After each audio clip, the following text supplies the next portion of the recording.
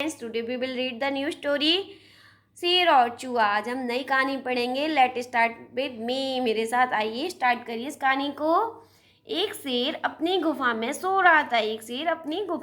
रहा था। तभी एक चूहा कहीं से आकर शेर के ऊपर कूदने लगा, जिससे शेर की नींद टूट गई। शेर को चूहे पर इतनी जोर से गुस्सा आया कि उसने उसे अपने पंजे में जकड़ लिया और उसे मारने को सोचने लगा। चूहा बहुत ही डर गया। उसने कांपते हुए शेर से कहा, हे शेर राजा, मुझे माफ़ कर दीजिए, मुझसे भारी भूल हो गई। मुझसे तो बहुत बड़ी भूल हो गई। अगर आप मुझे जाने देंगे तो आपका बहुत उपकार होगा और आपके इस उपकार को मैं वक्त आने पर जरूर चुका दूंगा। आपके इस ऋण को मैं वक्त आने पर, समय आने पर चुका दूंगा। यह सुनकर शेर को चूहे पर दया आ गई। उसने चूहे को जाने दिया, पर वह मन ही मन हंसा कि भला ये छोटा सा चूहा मेरा उपकार कैसे चुकाएगा। समय बीतता गया, धीरे धीरे टाइम पास होता गया, बीतता गया, और एक दिन हमेशा की तरह शिकार की तलाश में जंगल में घूम रहा था। एक दिन क्या हुआ, हमेशा की तरह शेर शिकार की तलाश में जंगल में घूम रहा था कि एक शिकारी ने उसे चालाकी से अपने जाल में पकड़ लिया।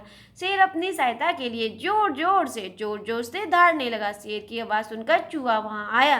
शेर को जाल में फंसा देखकर उसने तुरंत अपने नुकीले दांतों से शिकारी का जाल काट दिया। शेर को आज़ाद कर दिया। शेर ने चूहे को बहुत धन्यवाद दिया।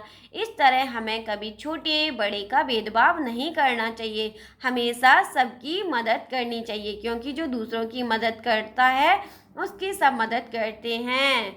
इस तरह से शेर ने चूहे को बहुत धन्यवाद दिया। इस तरह हमें कभी भी छोटे बड़े का भेदभाव नहीं करना चाहिए, हमेशा सबकी मदद करना चाहिए, क्योंकि जो दूसरों की मदद करता है उसकी सब मदद करते हैं।